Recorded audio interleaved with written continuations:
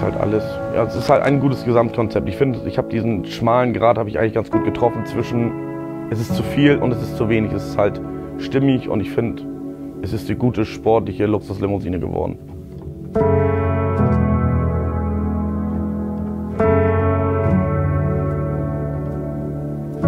Am wichtigsten ist es ja nachher eigentlich, dass dir das Auto selbst gefällt und nicht irgendwie 100 anderen Leuten. Du musst damit zufrieden sein, du musst morgens die Garage aufmachen, musst reingehen, musst sagen, so wie das Auto hier steht, so gefällt es mir.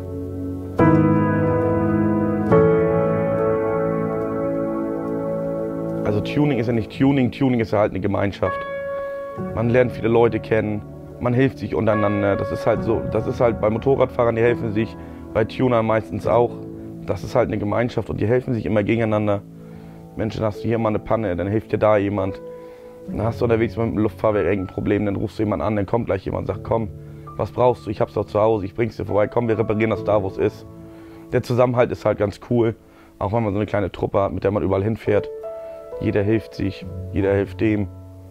Wenn man mal schnell einen Umbau hat, dann sagt man, komm, lass uns das zusammen machen, viele Ende, schnelles Ende. So.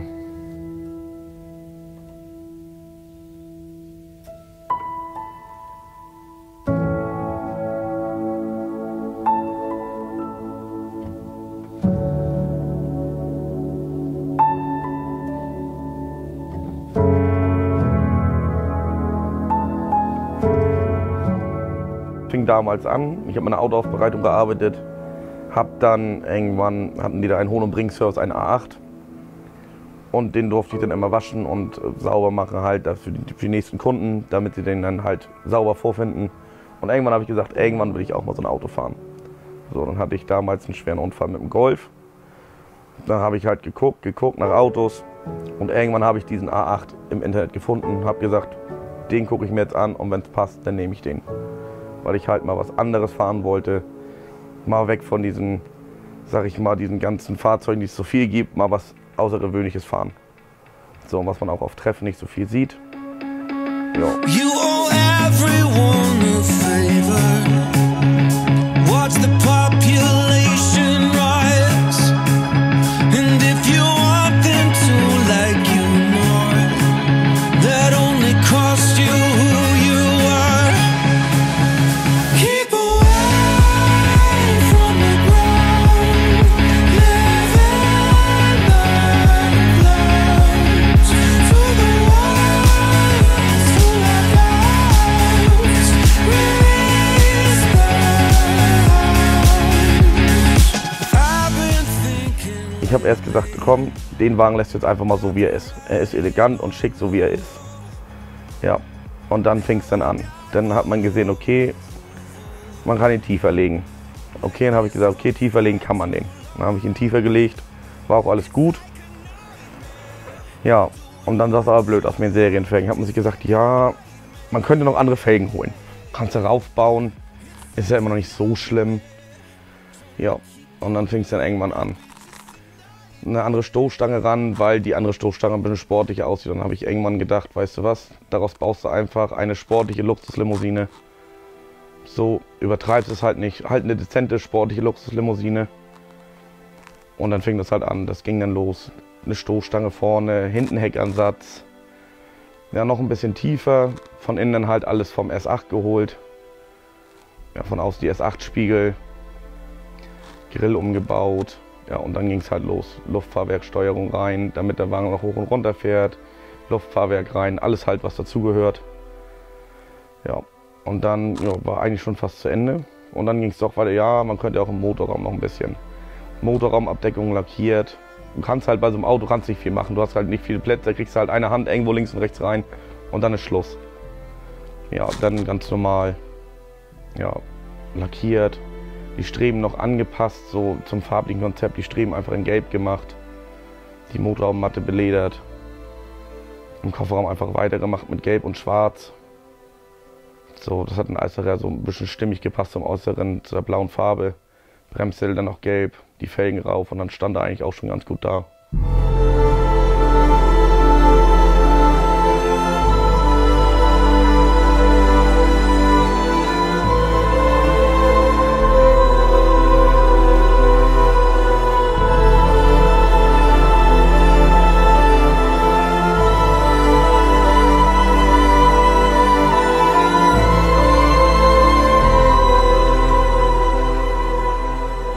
halt die Langversion, du hast halt hinten extra so Funktionen. Das ist halt auch immer, wenn Freunde mitfahren wollen und man fährt irgendwo hin, so, dann heißt es nicht bei meistens, ich möchte vorne sitzen. Ich fahre dann meistens vorne alleine und alle sitzen hinten und sagen, ja, ich setze mich hier nicht, ich setze mich dahin. Du weißt, du kannst ja alles, du kannst ja Fernsehen gucken, Netflix gucken, alles was du möchtest, kannst dich massieren lassen. Du kannst dich hinlegen hinten. Es ist halt was Außergewöhnliches. Und deswegen sagen die meisten auch schon immer, nee, alles gut, ich fahre hinten mit. Oder auf längeren Touren, ja, ich möchte bei dir mitfahren, weil bei den anderen möchte ich nicht mitfahren, kann ich bei dir mitfahren. Und ja, meistens ist das Auto ruckzuck voll, wenn man irgendwo hinfährt.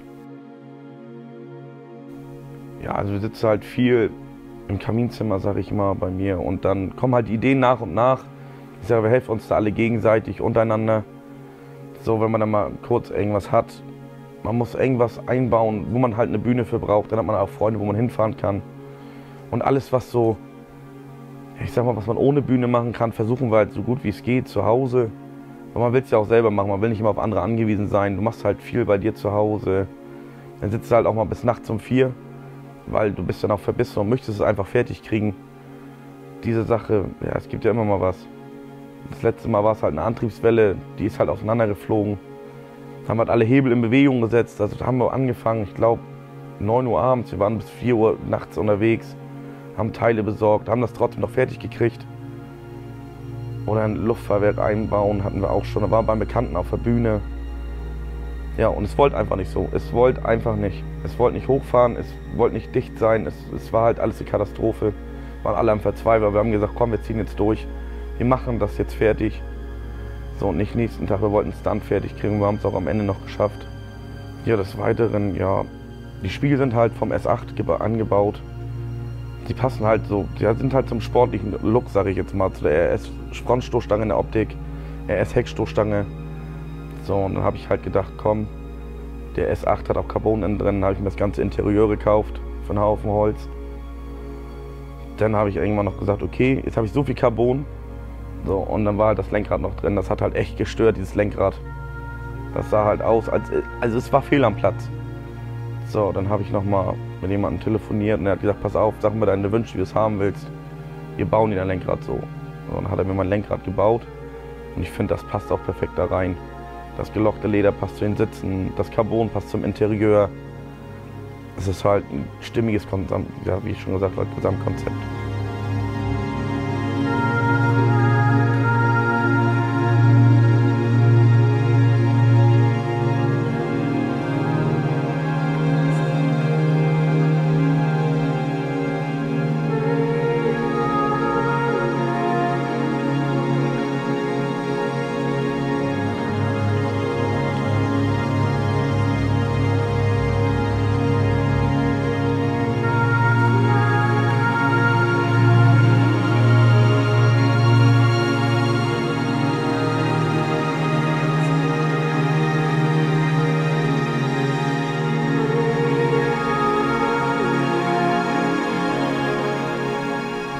Ja, vielen Dank fürs Zuschauen.